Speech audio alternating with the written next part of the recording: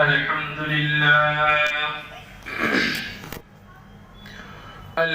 لله الذي أعلى منزلة المؤمنين بكريم خطابه ورفع درجة العالمين بمعاني كتابه وخص المستنبتين منهم بمزيد الإصابة وثوابه والصلاة على النبي وأصحابه والسلام على أبي حنيفة وأحبابه أما بعد فأعوذ بالله من الشيطان الرجيم بسم الله الرحمن الرحيم وأحل الله البيع وحرم الربا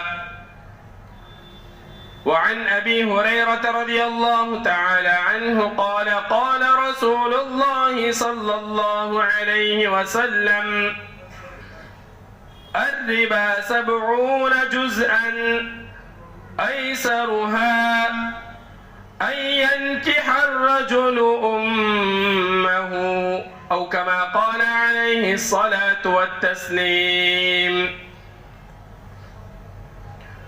بزرگان محترم، معزز سامعین کرام، دعا کیجیے اللہ تبارک و تعالی اخلاص کے ساتھ ایسی باتیں کہلوالے جو ہم تمام کے لیے مفید ہو، کارآمد ہو، لاحی عمل ہو. عزیزان گرامی، اللہ تبارک و تعالی نے ہم تمام کو اس دنیا کے اندر بھیجا اور اس دنیا کے اندر بھیجنے کے بعد ہمارے ساتھ بہت ساری ضروریات لاحق کر دی. زندگی گزارنے کے لیے، اپنی حفاظت کے لیے، اللہ کی عبادت اور اطاعت کے لیے انسان کو بہت ساری ضروریات پیش آتی ہے. انسان بہت ساری چیزوں کا محتاج ہوتا ہے. انسان کی تمام ضروریات کو پورا کرنے کے لیے اللہ تبارک و تعالی نے دنیاوی ضروریات کا محتاج انسان کو بنایا کہ انسان کو اپنے آپ کو باقی رکھنا ہے، اپنی عبادت کرنا ہے، اللہ کی اطاعت کرنا ہے اور بہت سارے معاملات کرنا ہے. ان تمام چیزوں کے اندر انسان کو دنیاوی ضروریات پیش آتی ہے اور دنیاوی ضروریات جو مکمل ہوتی ہے، دنیاوی ضروریات جو پوری ہوتی ہے، وہ ہے مال و دولت. مال و دولت سے انسان کی تمام ضروریات دنیاویہ پوری ہو جاتی ہے. اسی وجہ سے شریعت مطہرہ نے مال کے متعلق کچھ اہم احکامات نازل فرمائے. مال کے متعلق فرمایا کہ حلال طریقے سے کماؤ، حرام طریقے سے مت کماؤ. اسی طرح سے مال کے متعلق فرمایا کہ مال کی حفاظت کرو، اس کو ضائع مت کرو. اللہ تبارک و تعالی فرماتے ہیں وَلَا تُؤْتُوا السُّفَهَاءَ أَمْوَالَكُمُ الَّتِي جَعَلَ اللَّهُ لَكُمْ قِيَامًا. تم ناسمجھوں کو اور نافہموں کو، بیوقوفوں کو اپنا مال مت دو، کیونکہ اس مال کے ذریعے تمہاری دنیاوی ضروریات متعلق ہوتی ہے. تمہاری زندگی گزارنے کا ذریعہ اللہ تبارک و تعالی نے اموال کو بنایا ہے، اس لیے اس کی حفاظت کرو، اس کو ضائع مت کرو. جس طرح سے اپنے اعمال کی حفاظت کو ضروری قرار دیا، اسی طرح سے اپنے اموال کی حفاظت کو بھی ضروری قرار دیا۔ اسی وجہ سے ہر وہ کام، ہر وہ معاملہ جس کے اندر مال ضائع ہوتا ہے، چاہے اپنا مال ہو یا اور کسی کا مال ہو، مال ضائع ہوتا ہو تو ایسے معاملے کو شریعت مطہرہ نے ناجائز اور حرام قرار دیا۔ اور مال ضائع اور بیکار ہونے کا سب سے خطرناک جو معاملہ ہے وہ ہے سود اور بیاج کا۔ سود اور بیاج کے اندر انسان کا مال ضائع ہوتا ہے، ختم ہوتا ہے۔ اس کے اندر دو لوگ ہوتے ہیں، ایک تو سود دینے والا اور ایک سود لینے والا۔ سود دینے والے کا تو مال ضائع ہوتا ہے، بالکل ظاہری طور پر ہے کہ اس نے جتنے روپے لیے ہیں اس سے کہیں بڑھا کر اس کو دینے پڑتے ہیں۔ 50,000 روپے لیے ہیں تو اس کو 60,000 روپے دینے پڑتے ہیں، 10,000 روپے اس کے ضائع ہو گئے۔ یہ تو بالکل واضح بات ہے۔ لیکن جو سود لیتا ہے اس کا مال بھی ضائع ہوتا ہے۔ اس کا مال کس حساب سے ضائع ہوتا ہے؟ اللہ تبارک و تعالی نے فرمایا یمحق اللہ الربا ویربی الصدقات۔ اللہ تبارک و تعالی سود کو مٹاتے ہیں، ختم کرتے ہیں، اور صدقات کو بڑھاتے ہیں، بہت زیادہ کرتے ہیں۔ صدقات کے اندر کیا ہوتا ہے؟ مالداروں کے پاس سے، مال والوں کے پاس سے مال لے کر غریبوں محتاجوں کو دیا جاتا ہے۔ تو غریبوں محتاجوں کا، سماج کے جو فقراء ہیں، محتاج ہیں، ان کا فائدہ ہوتا ہے، اور جو مالداروں سے لیا جاتا ہے ان کا بھی فائدہ ہوتا ہے کہ ان کے مال کے اندر برکت ہوتی ہے، ان کے مال کا جو غلاظت ہوتی ہے وہ نکل جاتی ہے۔ اس لیے صدقات کے متعلق فرمایا وَيُرْبِ الصَّدَقَاتِ، اللہ تبارک و تعالیٰ صدقات کو بڑھاتے ہیں کہ اس کے اندر دینے والے لینے والے دونوں کے لیے فائدہ۔ اور ربا کو، سود کو اس لیے گھٹاتے ہیں، ختم کرتے ہیں کہ اس کے اندر لینے والے دینے والے دونوں کا نقصان ہے۔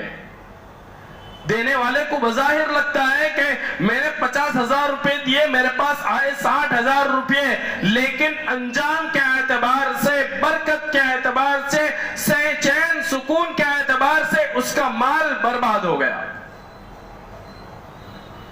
سود لینے والے کے مال کے اندر برکت نہیں رہتی، اور مال کا جو اصل مقصد ہے انسان کے کمانے کا وہ ہے چین و سکون حاصل کرنا، حقیقی خوشی حاصل کرنا۔ آپ کچھ روپیوں پیسوں سے کسی کی مدد کر دو، صدقہ کر دو، آپ کو اندرونی طور پر، روحانی اعتبار سے آپ کو وہ خوشی محسوس ہوگی کہ آپ کو کسی اور چیز کے اندر وہ خوشی محسوس نہیں ہوگی۔ کسی کے کام آ کر دیکھیے، کسی کی مدد کر کے دیکھیے، کچھ صدقہ کر کے دیکھیے، آپ کو اندرونی طور پر، قدرتی طور پر آپ کو بہت خوشی محسوس ہوگی۔ اور کسی کے اوپر ظلم کر کے دیکھیے تو اندر سے آپ کا دل کڑے گا، آپ کو تکلیف ہوگی۔ محسوس کرنے والے محسوس کرتے ہیں۔ تو اسی لیے فرمایا کہ یمحق اللہ الربا ویربی الصدقات، کہ اللہ تبارک و تعالی سود کو مٹاتے ہیں۔ اور اسی وجہ سے میرے دوستو، شریعت مطہرہ، شریعت اسلامی سے پہلے جتنے بھی ادیان ہیں، تقریباً تمام دینوں کے اندر، تمام مذاہب کے اندر سود کو، بیاج کو، انٹرسٹ کو بالکل خراب سمجھا گیا ہے۔ یہودیوں اور عیسائیوں کے یہاں بھی، یہودیوں اور عیسائیوں کی جو بڑی کتاب یہ لوگ سمجھتے ہیں، اس کے دو حصے ہیں، ایک عہد عتیق، ایک عہد جدید۔ عہد عتیق یہ یہودی اور عیسائی دونوں اس کو مانتے ہیں، عہد عتیق کے جو خروج نامی نسخہ ہے اس نسخے کے اندر سود کی مذمت بیان کی گئی ہے کہ سود لینا درست نہیں ہے، سود لینا بیکار چیز ہے۔ اور عیسائی لوگ جس کو مانتے ہیں عہد جدید، اس کا جو لوقا نامی نسخہ ہے اس کے اندر یہ بات لکھی ہوئی ہے کہ قرض دے کر نفع لینا جائز نہیں ہے، قرض دے کر نفع لینا جائز نہیں۔ اور عیسائیوں کے مذہب کو جو اصلاح، نوی اصلاح ان کے اندر ہوئی تھی، اس کا جو بڑا تھا جس کا نام لوتھر تھا، اس کا یہ کہنا ہے کہ کسی کو قرض دے کے اس کے اوپر نفع مت لو، اور یہ بھی اس کا کہنا ہے کہ نقد اور ادھار کی قیمت میں کمی زیادتی رکھنا یہ بھی درست نہیں ہے۔ اور فلاسفہ کے جو بڑے لوگ ہیں ارسطو اور افلاطون، ان کا یہ کہنا ہے کہ دنیا کے اندر سب سے بدترین چیز سود ہے۔ تو سود کی مذمت ہر مذہب کے اندر ہے، غیر لوگ بھی، غیر مسلم لوگ بھی جو اچھے گھرانے والے ہیں، یہ لوگ سود کو درست نہیں سمجھتے۔ سود کی بے پناہ برائیاں ہیں میرے دوست۔ قرآن کریم کے اندر تقریباً 5 یا 7 آیتیں سود کے حرمت کے اندر، سود کی برائی کے اندر نازل کی گئی ہے۔ ایک تو وہ حدیث، ایک آیت اللہ تبارک و تعالیٰ فرماتے ہیں وَأَحَلَّ اللَّهُ الْبَيْعَ وَحَرَّمَ الرِّبَا۔ اللہ تبارک و تعالیٰ تجارت کو، بیع کو، خرید و فروختوں کو حلال قرار دیتے ہیں اور ربا اور سود کو حرام قرار دیتے ہیں۔ اور اس کے نیچے اور آیتیں ہیں، اخیر میں اللہ تبارک و تعالیٰ فرماتے ہیں فَإِن لَّمْ تَفْعَلُوا فَأْذَنُوا بِحَرْبٍ مِّنَ اللَّهِ وَرَسُولِهِ۔ اگر تم نے ایسا نہیں کیا، یعنی سود سے اپنے آپ کو نہیں بچایا، سود کے اندر ملوث رہے، تو اتنی خطرناک وعید اللہ تبارک و تعالی نے قرآن کریم کے اندر رہتی دنیا تک کے لیے نازل فرما دی کہ کفر اور شرک کے بعد اس سے خطرناک وعید ہو نہیں سکتی۔ فَأْذَنُوا بِحَرْبٍ مِّنَ اللَّهِ وَرَسُولِهِ۔ رسول اللہ صلی اللہ علیہ وسلم سے کہہ دیا گیا کہ آپ اعلان کر دو ان لوگوں کے ساتھ کہ جو لوگ سود لیتے ہیں، سود دیتے ہیں، سود کا کام کرتے ہیں، سود کے لکھائی پڑھائی کرتے ہیں، سود کا معاملے کے اندر گواہ بنتے ہیں، ان سے کہہ دو، اعلان کر دو کہ اللہ اور اس کے رسول کی جانب سے تمہارے ساتھ جنگ ہے۔ سود لینے دینے والوں کے ساتھ اللہ اور اس کے رسول کی جنگ کا اعلان اللہ تبارک و تعالی نے فرمایا۔ اور جو اللہ اور اس کے رسول کے مقابل میں جنگ کے لیے کھڑا ہو وہ کبھی کامیاب ہو سکتا ہے میرے دوست، اللہ کے مقابل میں کبھی کامیاب ہو سکتا ہے۔ تاریخ گواہ ہے ہمارے سامنے، رسول اللہ صلی اللہ علیہ وسلم کی جنگی جتنے بھی رسول اللہ صلی اللہ علیہ وسلم کے غزوات ہیں اس کو آپ اٹھا کر دیکھ لیجئے کہ جو بھی مقابل میں آئے ان کا حال کیا ہوا۔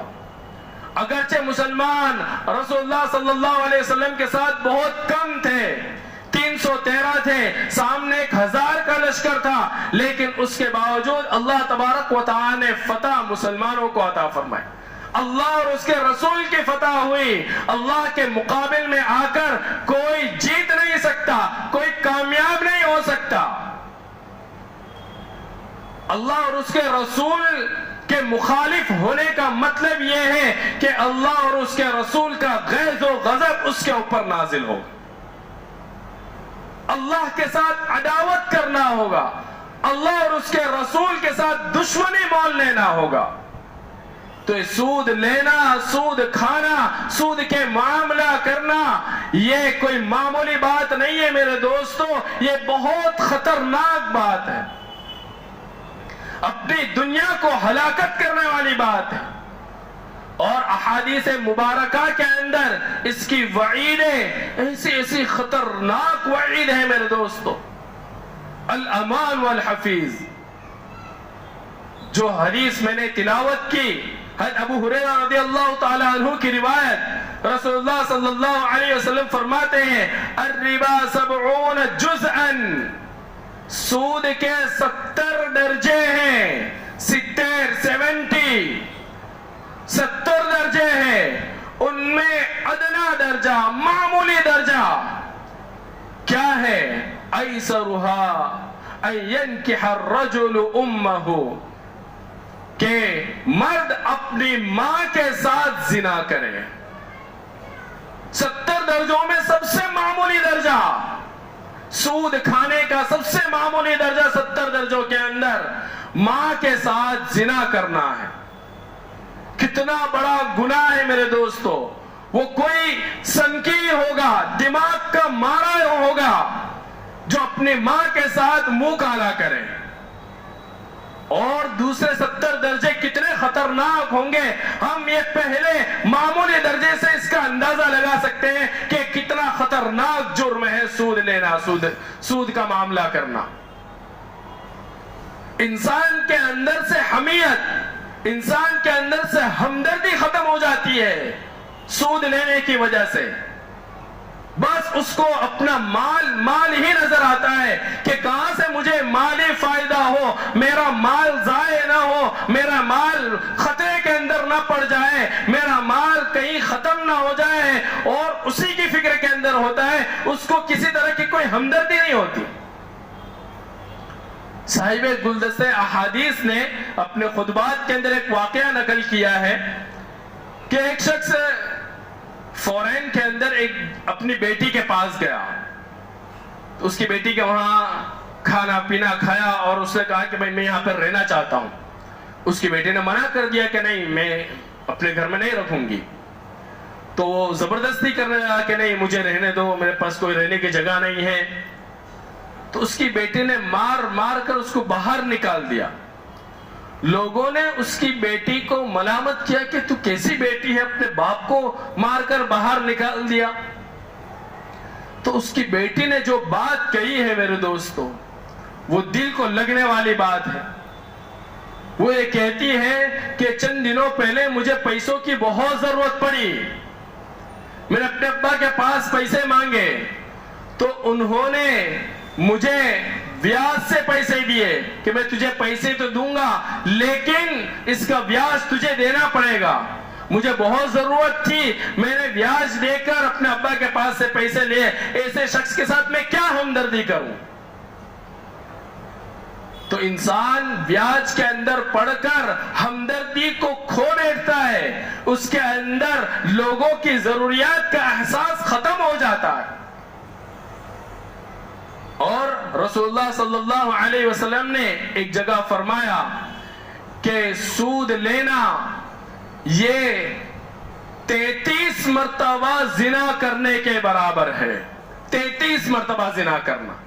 اگر ایک مرتبہ زنا کر لیا انسان نے تو شریعت کے اندر اگر اسلامی حکومت ہے تو اس کے اوپر کیا سزا عائد ہوتی ہے.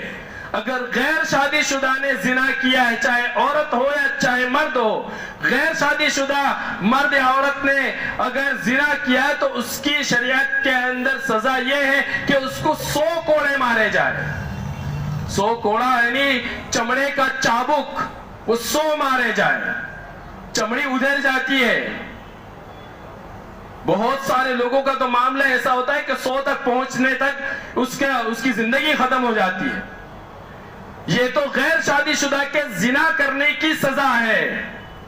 اور اگر کوئی شادی شدہ مرد ہو یا عورت زنا کرتا ہے تو اس کی اسلامی سزا کیا ہے؟ سنسار کرنا ہے، یعنی پتھر مار کر اس کو ختم کر دینا ہے. سنسار کرنا.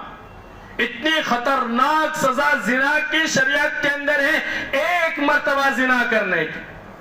اگر کوئی سود یہ معاملہ کرتا ہے، سود کھاتا ہے تو پھر وہ 33 مرتبہ سود کھانے والا، 33 مرتبہ زنا کرنے والا شمار ہوگا. اور بھی سخت وعیدیں سود کے متعلق رسول اللہ صلی اللہ علیہ وسلم نے فرمائی. اسی لیے صحابہ کرام رضوان اللہ علیہم اجمعین اور ہمارے اکابرین امت سود سے اور سود کے شائبے سے بھی بہت پرہیز کرتے تھے. حضرت عمر رضی اللہ تعالیٰ عنہ نے حضرت ابی بن کعب رضی اللہ تعالیٰ عنہ کو 10,000 درہم کچھ قرض دیا تھا. تو اتنا پرہیز کرتے تھے کہ کہیں میں نے ان کو جو قرض دیا ہے اس کی وجہ سے ان کی طرف سے مجھے کوئی فائدہ نہ ہو جاوے. انہوں نے کچھ رقم یا کوئی چیز ہدیے کے طور پر پیش کی. حضرت عمر رضی اللہ تعالیٰ نے منع کر دیا اور نہیں لیے ان کے ہدیے کی چیز. حضرت امام ابو حنیفہ رحمۃ اللہ علیہ کے بارے میں آتا ہے کہ انہوں نے جن کو قرض دیا تھا وہ اپنے مقروضوں کے گھر کے سائے میں کھڑے رہنا بھی پسند نہیں کرتے تھے کہ جن کو میں نے قرض دیا ہے ان سے مجھے کوئی نفع نہ ہو جائے. اس لیے کہ رسول اللہ صلی اللہ علیہ وسلم فرمایا کل قرض جر نفعا فہو ربا. ہر وہ قرض جس کے اندر نفع حاصل ہو وہ سود ہے. سود کس کو کہتے ہیں میرے دوست؟ سود کی حرمت اور سود کی برائیاں بے شمار ہمارے سامنے آ گئی. ذرہ برابر رتی برابر دین اور دنیا کا فائدہ نہیں ہے سود کے اندر. نقصان ہی نقصان ہے, بے برکتی ہے. اور رسول اللہ صلی اللہ علیہ وسلم نے فرمایا کہ ایک زمانہ ایسا آئے گا جس کے اندر سود, زنا اور شراب نوشی بہت زیادہ ہو جائے گی. اور ایک روایت کے اندر رسول اللہ صلی اللہ علیہ وسلم نے فرمایا کہ آخری زمانے کے اندر سود اتنا زیادہ ہو جائے گا کہ انسان اگر سود سے بچ بھی جائے تو سود کے غبار سے نہیں بچ سکتا, سود کے اثر سے نہیں بچ سکتا. آج ہمارے پورے معاشرے کے اندر, پورے ماحول کے اندر آپ غور کر لیجئے, کسی نہ کسی طریقے سے ہم سود کو استعمال کرنے والے بن جاتے. وہ زمانہ جو رسول اللہ صلی اللہ علیہ وسلم پیشن گوئی کی تھی وہ تقریباً آ گیا. اللہ تبارک و تعالی ہماری حفاظت فرمائے. سود کی حقیقت یہ ہے کہ ایک جیسی چیز کا تبادلہ کرے تو کمی زیادتی کے ساتھ تبادلہ کرے. پیسوں کا تبادلہ, ایک کے پاس میں نے پیسے لیے, اس نے پیسے دیے تو کمی زیادتی کے ساتھ. میں نے کسی کو 1000 روپے دیے تو اس کے بدلے کے اندر مجھے 1100 روپے دیے تو یہ جو 100 روپے آئے ہیں یہ سود ہے. کسی کو میں نے گیہوں دیے 10 کلو, اس نے 11 کلو واپس کیے تو یہ 1 کلو زیادہ آیا, یہ سود ہے. یہ بالکل واضح سود کی یہ مثالیں ہیں. اور اس کے علاوہ اور بھی بہت ساری شکلیں ہیں جو ہمارے علاقے کے اندر بہت زیادہ رواج پکڑا ہے. وہ ہے گروی والا مسئلہ. انسان پیسے دے کر گروی پر کوئی بھی چیز لے لیتا ہے. ہر کوئی جانتا ہے کہ گروی کیا چلتا ہے. مکان بھی گروی کے طور پر دیتے ہیں, دکان بھی گروی کے طور پر دیتے ہیں, اپنی گاڑیاں بھی گروی کے طور پر دیتے ہیں, پتہ نہیں کیا کیا چیزیں گروی کے طور پر دیتے ہیں. گروی کا مسئلہ یہ ہے کہ گروی کی چیز جو ہمارے پاس رہتی ہے اس کو استعمال نہیں کر سکتے. انسان نے گروی کے طور پر جو چیز رکھی ہے ہمارے پاس وہ اس لیے رکھی ہے کہ بھائی میں نے اس کو 1 لاکھ روپے دیے ہیں, اگر یہ 1 لاکھ روپے مجھے واپس نہیں کر پائے گا تو اس کی جو چیز رکھی ہے میں اس سے اپنے پیسے وصول کر سکتا ہوں. یہ اس کی گارنٹی کے طور پر رکھا جاتا ہے. اب وہ جو گروی کے طور پر جو چیز رکھی جاتی ہے, چاہے سونا ہو, چاہے گھر ہو, چاہے گاڑی ہو, چاہے دکان ہو, کوئی بھی چیز ہو, جس کے پاس وہ چیز رکھی ہے اس کے لیے اس کو استعمال کرنا بالکل جائز نہیں ہے. اسی کے متعلق فرمایا کل قرض, ہر وہ قرض جس سے نفع جاری ہو وہ سود ہے, وہ حرام ہے. اب بعض لوگ اس کے اندر ہلا یہ کرتے ہیں کہ بھائی مکان دیا گروی کے طور پر, چلو اس کا ہم کرایہ کر دیتے ہیں. اس مکان کا کرایہ عام طور پر چلتا ہے 5 یا 6 ہزار. اب اس نے قرض دیا ہے اس لیے اس کا کرایہ یہ لوگ ہلا کے طور پر 500 روپے, 200 روپے, 600 روپے کرتے. ہم یہ کہتے ہیں کہ بھئی اگر اس نے قرض نہیں دیا ہوتا تو کیا تو 500 روپے کرایہ لیتا؟ بالکل نہیں لیتا میرے دوست۔ یہ جو 4000 روپے کرائے کے اندر کم کیے جا رہے ہیں، وہ کیوں کم کیے جا رہے ہیں؟ اس کے قرض کے بنا پر وہ مقروض آدمی دبا ہوا ہے، اس وجہ سے وہ اپنے پیسے کم کر رہا ہے۔ ہاں اتنی گنجائش دی ہے کہ بھئی اتنا معقول کرایہ ہونا چاہیے کہ اتنا کرایہ اس علاقے میں ہو سکتا ہے، کم ہو لیکن اتنا بھی کم نہیں کہ بھئی دماغ میں نہ آئے کہ اتنا بھی کرایہ ہو سکتا ہے۔ اس علاقے کے اندر اتنی دکان کا کرایہ اتنا کم ہو سکتا ہے، وہ اس کی گنجائش ہے، ورنہ ایک دم کم کر دینا بالکل جائز نہیں ہے۔ اور اس کے علاوہ انسان اپنا جیون بیمہ کراتا ہے، فکس ڈپوزٹ رکھا لیتا ہے، کوئی برائی سمجھتا ہی نہیں ہے اس کے اندر۔ فکس ڈپوزٹ بھئی ہمارے بچے کی شادی کے لیے رکھ دیا، 5 سال کے تک رکھ دیا 30,000 روپے، اور وہ 5 سال کے بعد آئیں گے 1,00,000 1.5 لاکھ 2 لاکھ۔ وہ کیا ہے میرے دوستو؟ یہ سب سود ہے۔ لون لے لیا اور اپنا جیون بیمہ کرا لیا، یہ سب سودی میرے دوستو، یہ سب سودی چیزیں ہیں۔ اور بہت سارے لوگ شیئرز خریدتے ہیں، شیئرز کے اندر بہت ساری کمپنیاں سودی کاروبار کرتی ہے۔ میں یہ نہیں کہتا کہ شیئرز کا کاروبار کرنا درست نہیں ہے، درست ہے، لیکن جس کمپنی کے آپ شیئرز خرید رہے ہیں وہ کمپنی کو دیکھنا پڑے گا کہ حرام کاروبار تو نہیں کر رہا ہے۔ حلال کاروبار والے آپ شیئرز لیجئے، وہ درست ہے۔ اور بہت سارے معاملات ہمارے معاشرے کے اندر، ہمارے علاقے لمبایت کے اندر اتنا سود پھیل گیا ہے، یوں سننے میں آیا ہے کہ ہمارے علاقے کے جتنے بھی سونیوں کی دکانیں ہیں وہ سب کے سب ہم مسلمانوں کے سود سے ہی چل رہی ہے۔ اتنا سود عام ہے۔ جب ہمارے سماج کے اندر اتنا سود، مسلمانوں کے اندر اتنا سود عام ہوگا تو پھر کہاں سے اللہ تبارک و تعالیٰ کی مدد آئے گی؟ اللہ تبارک و تعالیٰ نے فرمایا فَإِن لَمْ تَفْعَلُوا فَأْذَنُوا بِحَرْبٍ مِّنَ اللَّهِ۔ سود سے نہیں بچیں گے تو اللہ اور اس کے رسول کی طرف سے جنگ کا اعلان ہے، اللہ اور اس کے رسول کی طرف سے غیظ و غضب کا اعلان ہے۔ ہم بہت ساری مرتبہ ایسا ہوتا ہے کہ بھائی پوچھنے جانا ہی نہیں ہے، پوچھنے جائیں گے تو مولانا بولیں گے، مفتی صاحب بولیں گے کہ بھائی یہ معاملہ حرام ہے، یہ معاملہ حرام ہے، کر لینے کا چپ چاپ۔ کسی کو معلوم نہیں ہوگا، اللہ تبارک و تعالیٰ تو دیکھ رہے ہیں میرے دوستو۔ ہمارے معاملات تمام کے تمام اخروی اعتبار سے ہیں۔ جب تک اللہ کا ڈر، حساب کتاب کا ڈر ہمارے اندر نہیں آئے گا، ہمارا معاملہ درست نہیں ہو سکتا۔ ہمارا ایمان ہی بالغیب ہے، غیب کے اوپر ایمان ہے۔ ہمارے تمام اعمال کا حساب اللہ کو دینا پڑے گا، کوئی تمہارے سے حساب دنیا کے اندر نہیں لے گا۔ تمام اعمال کا حساب اللہ کے پاس دینا پڑے گا۔